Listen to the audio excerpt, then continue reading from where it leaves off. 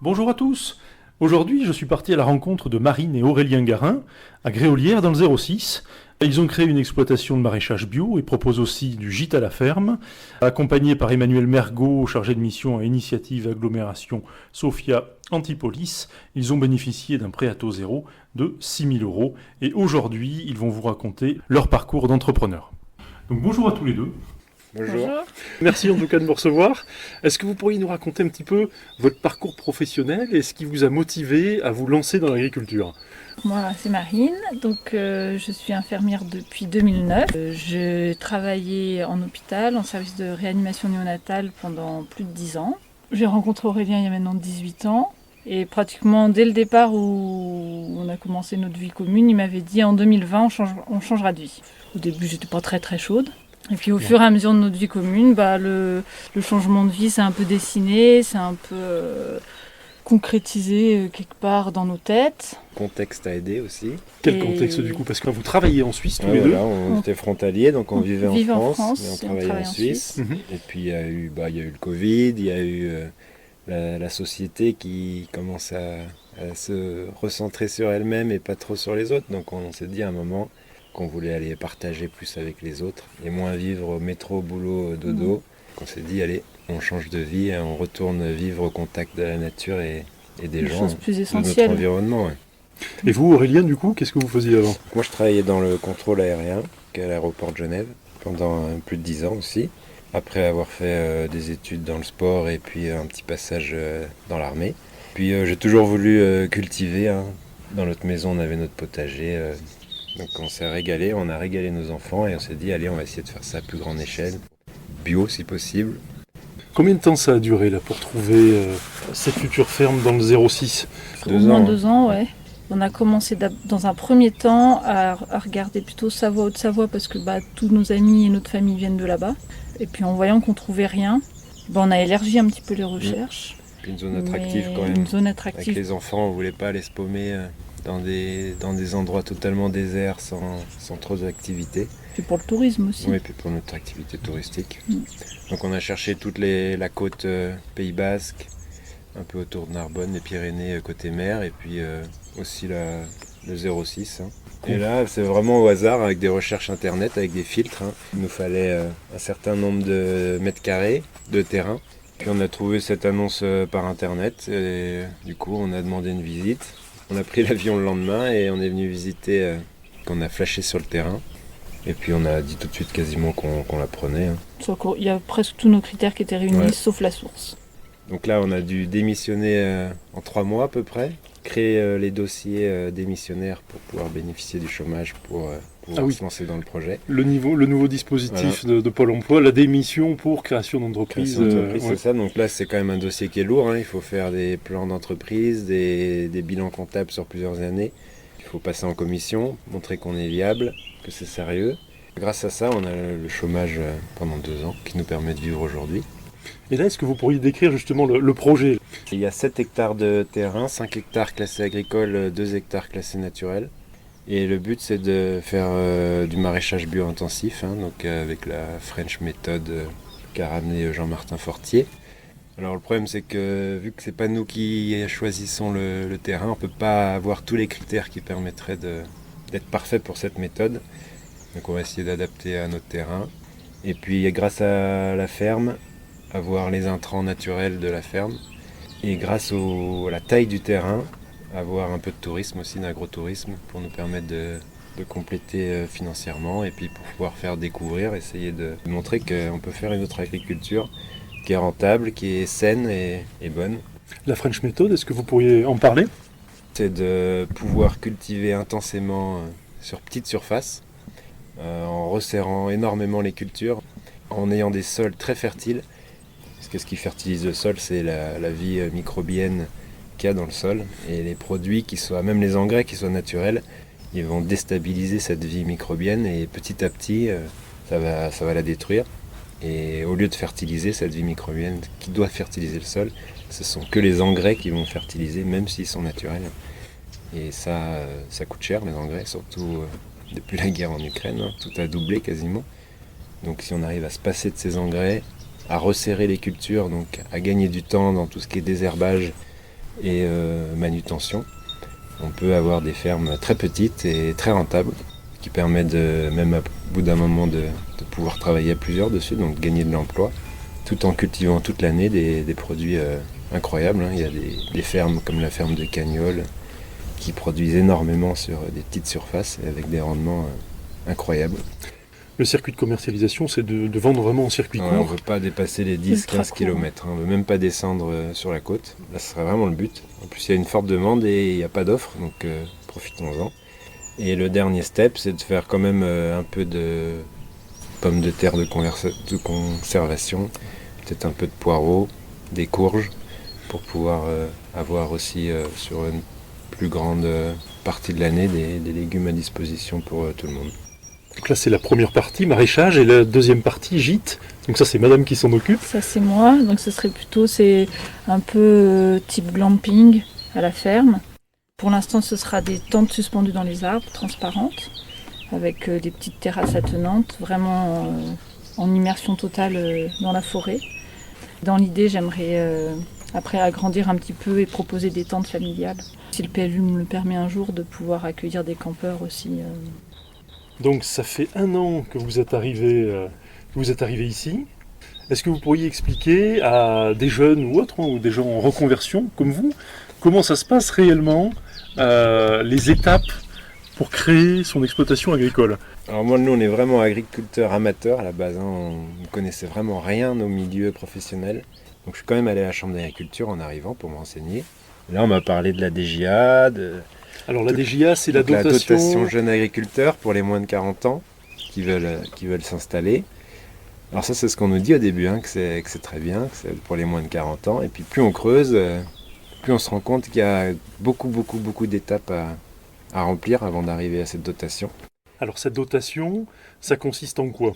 C'est l'aide PAC, en fait, la politique agricole commune européenne, qui donne des fonds, entre autres à la France, pour motiver les jeunes agriculteurs à s'installer. Parce qu'on sait qu'en France, il y a beaucoup de vieux agriculteurs qui vont passer leurs entreprises, qui vont bientôt être à la retraite, et il n'y a personne pour reprendre. Donc pour favoriser les nouveaux installés, France va doter, aujourd'hui c'est entre 25 et 50 000 euros presque, les jeunes agriculteurs qui souhaitent s'installer. Je suis allé à la chambre d'agriculture pour m'enseigner, donc j'ai fait la réunion d'accueil et installation, et là on m'a dit il faut vraiment aller dans cette dotation jeunes agriculteurs. Du coup j'ai dit ok, donc j'ai regardé comment faire pour l'avoir, j'ai tous les critères d'éligibilité, et là j'ai vu qu'il fallait un diplôme capacitant, donc niveau 4, donc j'ai passé le BPREA en 1 an. Petit à petit, je me suis rendu compte que ça suffisait pas. Donc à force de faire des réunions, maintenant il faut passer un plan de professionnalisation personnalisé. Donc là il faut faire beaucoup de formations en plus du BPREA. Donc ça c'est des stages obligatoires à suivre. Quelques jours à suivre, donc, qui sont discutés avec un conseiller on va se faire une liste commune tous les deux. Donc là j'ai passé beaucoup de petits stages grâce à Agribio, qui était hyper intéressant là, vraiment très intéressant. Heureusement que je les ai faits parce qu'on apprend énormément. C'est des stages qui sont payés par le fonds Vivea qui sponsorise la formation des agriculteurs. Donc tout est pris en charge, donc ça c'est vraiment excellent. Et donc ça m'a pris encore presque 6 mois. Combien de stages du coup vous avez suivi? J'en ai fait au moins 8 je pense. Tout dans la région, vraiment très intéressant. Je pense que c'est vraiment une étape obligatoire. Surtout les nouvelles techniques d'agriculture, il faut énormément de compétences, on ne se rend pas compte, qui sont longues à acquérir, et l'expérience, il n'y a rien de mieux. Et puis maintenant, je dois créer mon plan d'entreprise sur 4 ans, donc toujours pour cette DJA. Le but de ce plan d'entreprise, c'est de prouver qu'au bout de 4 ans, mon exploitation sera rentable, donc je pourrais me sortir un SMIC. Et alors juste pour revenir, pour la DJA, qu'est-ce que ça finance? Je demande la trésorerie, donc ça ne rentre pas dans le plan d'entreprise. C'est vraiment ce qui va nous permettre de vivre les 4 premières années en attendant d'être rentable. Et en fonction de quoi est-ce qu'on a 25 000 ou 50 000 euros? Premier critère, c'est c'est la pénibilité du site un peu, si c'est en zone difficile, si c'est en zone de montagne, si c'est en zone critique pour les agriculteurs, la dotation va être plus haute. Sachant que la politique agricole commune est en phase transitoire, il y a la nouvelle qui est en train de sortir, donc la DJA peut évoluer d'une année à l'autre. Donc cette année, elle est assez favorable pour ceux qui s'installent dans les zones de montagne ou difficiles. Après, il y a certains départements en plus qui rajoutent encore une petite aide. Les Alpes-Maritimes rajoutent encore 10 000 € d'aide. Quand on est en zone difficile, jeune agriculteur, avec un département qui soutient l'agriculture, on est en bio, donc si vraiment on est dans tous les critères, ça peut monter jusqu'à 50 000 €, qui est versé une fois que tous les critères sont cochés. Donc ça peut prendre entre 1 an et 2 ans, surtout en reconversion, parce qu'en reconversion, il faut vraiment tout cocher. Puis avoir la capacité de faire des stages. Tant qu'on n'a pas travaillé dans le maraîchage, je pense qu'on ne se rend pas bien compte de la difficulté au jour le jour. Vous pourriez le décrire, ça, justement? Mon maître de stage a l'habitude de dire que l'agriculture, c'est des problèmes, des problèmes, des problèmes. On passe sa vie à avoir des problèmes et à trouver les solutions pour ces problèmes. Il n'y a pas une journée où il n'y a pas quelque chose qui va. Il faut trouver cette solution. C'est hyper challengeant. Il faut savoir tout faire. L'irrigation, la plomberie, l'électricité, la construction, en plus de planter. Maintenant, il faut planifier les cultures, il faut faire des rotations de cultures, il faut gérer la fertilité des sols, la commercialisation. Enfin, c'est incroyable ce métier, il y a vraiment tout à faire. Il faut savoir tout faire. Ouais, la gestion comptable aussi. Ouais, la gestion comptable. Moi, avec la DGA, on est obligé d'avoir un comptable. Donc ça, c'est un critère de plus qu'on ne connaît pas au début. Parce qu'un comptable, ça coûte 2 000 € par an. Donc sur 4 ans, ça fait déjà 8 000 € qui partent dans le comptable. Donc sur les 30 000 € qu'on peut avoir, enfin en moyenne, il en reste déjà plus que 20 000. Et la DGA, est-ce qu'une fois que vous êtes immatriculé, vous l'avez directement ou elle est versée en plusieurs fois? Pour avoir la DGA, il ne faut pas être agriculteur parce que c'est une subvention incitative. Donc si on est déjà agriculteur, il n'y a plus d'incitation, donc on ne peut plus avoir la DGA. Donc il faut attendre. Il ne faut pas être immatriculé. Ensuite, si on arrive à avoir la DGA, donc on passe une première commission avec la Chambre d'agriculture, puis avec le département, et maintenant c'est la région qui tranche, donc il y aura une troisième commission avec la région. Donc si la région dit oui, on a 80% tout de suite de la DGA. Au bout d'1 an et demi, on a un contrôle pour savoir si on respecte le plan d'entreprise. Pour savoir si votre chiffre d'affaires est conforme à ce que vous aviez mentionné, si Voilà. vos charges aussi sont conformes. Alors ça, jusqu'à présent, on n'avait pas le droit de dévier de 15%. Et cette année, enfin, ils ont réagi, parce qu'il y avait tellement d'avenants, c'était impossible surtout dans l'agriculture, les aléas climatiques, c'est impossible de respecter 15%. Donc maintenant, c'est 50% de la prévision. Donc si tout va bien au bout d'1 an et demi, on continue. Et au bout de 4 ans, on a un dernier contrôle pour voir si on a respecté. Et si c'est le cas, ils nous versent les 20% qui manquaient. Donc finalement, quand on fait les 80% de la DGA, qu'on enlève les 4 ans de comptabilité et ce fait qu'on doit à tout prix respecter ce qui était prévu, il faut vraiment réfléchir pour la DGA, je pense. Donc là, on a déjà perdu, enfin pas perdu, mais On a du retard. on a perdu 1 an sur notre chômage. En tout cas, on voulait commencer cette année à produire comme si on était en réalité, comme année crash test. Bon, finalement, on va pas pouvoir, donc l'année prochaine, on va se lancer sans parachute. Et il va falloir que ça marche. Oui. Il n'y a pas que les contraintes liées à votre métier que vous avez dû affronter, il y a eu aussi le code de l'urbanisme, le code forestier, etc. Est-ce que vous pourriez nous raconter justement aussi ces étapes? On est dans une zone Natura 2000, en pleine forêt, qu'on est considéré comme terrain boisé où il faut une demande de défrichement pour pouvoir planter quelque chose à la place de la forêt. Malgré le fait qu'on ne veuille pas couper d'arbres, le fait de planter des patates dans un champ, enfin dans une forêt, ça va empêcher la forêt de se développer, donc c'est considéré comme du défrichement. D'après le code forestier, il faut compenser ce défrichement. Et donc là, vous allez compenser comment? Donc normalement, la mesure compensatoire, c'est une taxe financière. Et vu qu'on est jeune agriculteur, la direction départementale des territoires de la mer du 06 nous a demandé de rénover 100 mètres linéaires de restanques et de planter 100 mètres linéaires de haies fourragères. La haie fourragère, c'était prévu. Les restanques, rénover 100 mètres linéaires de restanques au jour d'aujourd'hui, c'est un budget qui est monstrueux. Il y a aussi le code de l'urbanisme qui nous empêche de construire une cabane dans un arbre, qui nous empêche de faire du camping à la ferme, qui nous empêche de manière générale. Oui, nous empêche de faire toute activité autre qu'agricole sur notre terrain. Alors on a essayé de leur expliquer qu'aujourd'hui de vivre de l'agriculture en France c'était très compliqué et que si on ne faisait pas de tourisme, il ne pourrait pas y avoir d'activité agricole parce qu'on ne peut pas en vivre. La mairie a très bien compris, le bureau du préfet beaucoup moins, donc ça a été refusé. Donc on va faire chambre d'hôte en attendant d'essayer de modifier le plan local d'urbanisme. Il faut aussi être très clair pour celui qui veut s'installer. Le plan local d'urbanisme, il faut le connaître par cœur et il faut aller discuter avec la mairie. Mais après, le problème, c'est que le foncier étant tellement difficile à acquérir, on n'a pas le temps de faire toutes ces démarches avant d'acheter parce que sinon le bien, il nous passe sous le nez. Et là, au niveau du financement, donc vous êtes en train de faire une campagne de crowdfunding. Donc sur quelle plateforme? Sur Mimosa, Ok. qui est une plateforme spécialisée dans les projets, Alimentaire et agricole. oui. Et puis mais avec que des projets éco-responsables, enfin, dans le Bon pour la développement planète. durable, etc. Enfin, c'est ce qui nous parle beaucoup, nous. Financièrement, on a pu acquérir le foncier et pouvoir même avoir de quoi se lancer, investir dans les fermes et dans les hébergements.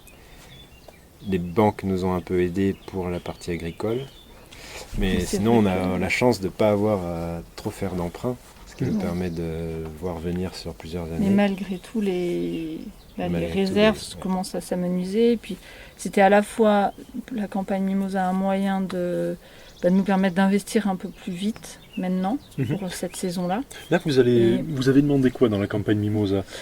On a demandé 10 000 euros Ouais. et avec contrepartie. Ce serait pour financer Et quoi? Il y a les serres, 2 serres, il y a ouais, 2 serres. pour il y a- commencer tout de suite sans attendre la création de l'entreprise pour la DGA, donc Ouais. pouvoir se lancer tout de suite cette année. Ok. Après il y a 2 serres, il y a Il y a les 2 tentes. endroits de repos. Hein. Ouais, les deux, parce que les tentes, en fait, c'est juste de quoi dormir. Il y a un lit dans la tente et c'est tout. Donc à côté, on va créer des petites terrasses de vie et de repos pour les gens. Donc ce serait pour financer ça. Et les dernières choses, c'est de la clôture, parce que là, on est en pleine forêt, dans une zone hyper sauvage. Donc les cervidés et les sangliers se régaleraient de tout ce qu'on plante.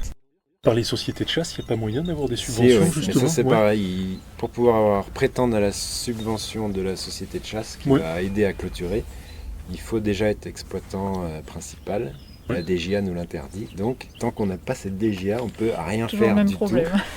Comment vous avez fait la communication du coup? Et ben c'est ça qui est un peu difficile. On n'est pas très bons communicants. Donc on a fait par nos amis via Facebook, etc. Et puis on a mis sur le groupe Facebook du village aussi pour essayer déjà de nous faire connaître par le village, parce qu'en fait je me suis rendu compte que pas grand monde ne savait ce qu'on faisait. Donc finalement ça a été très chouette parce que ça nous a ramené quelques contributions, oui.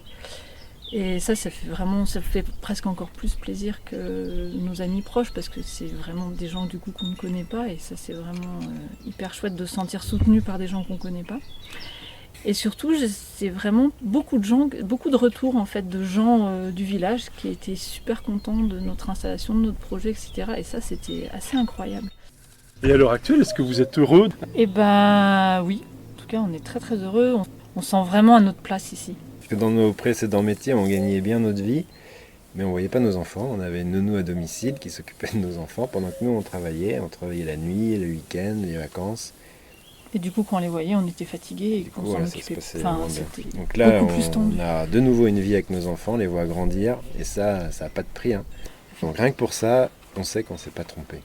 Et est-ce que vous auriez des conseils à donner à des gens en reconversion ou qui veulent s'installer?